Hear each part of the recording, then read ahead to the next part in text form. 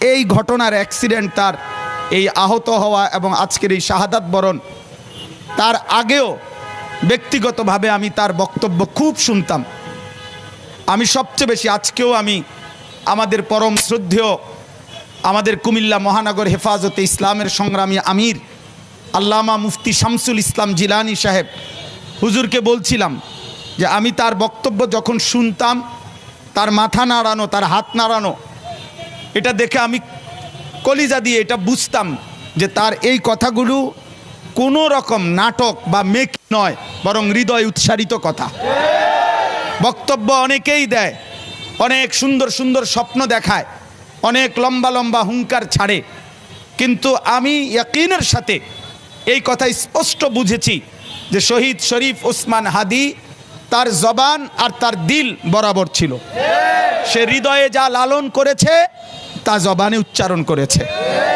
অতএব আমি শুধুমাত্র এই এতটুকু কথা মনে করাইতে চাই, আজকে ভারতীয় আধিপত্যবাদের দোসররা, তাদের এটা মনে করা উচিত, ভারত থেকে তারা আমার দেশের জুলাই যোদ্ধাকে ঘাড়ে গুলি করার পরামর্শ দিয়েছে, মাথায় গুলি করে তাকে শহীদ করেছে।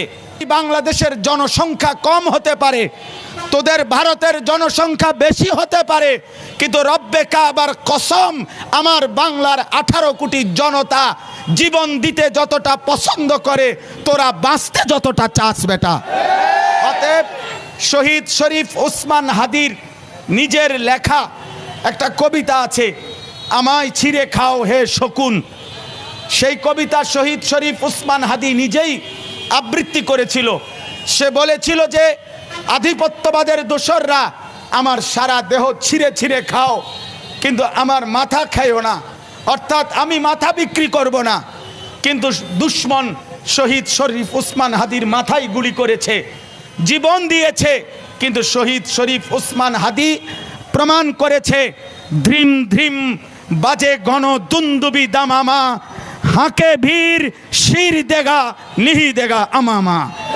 অতএব আজকে ইনশাআল্লাহ এই জমিনে আমরাও আল্লাহর কসম করে বলি, 18 কোটি জনগণের পবিত্র শিরায় 1 ফোঁটা রক্ত থাকতে আমার মাতৃভূমির 1 ইঞ্চি জমিন ভারতের বেঈমান তোরা নিতে পারবি না।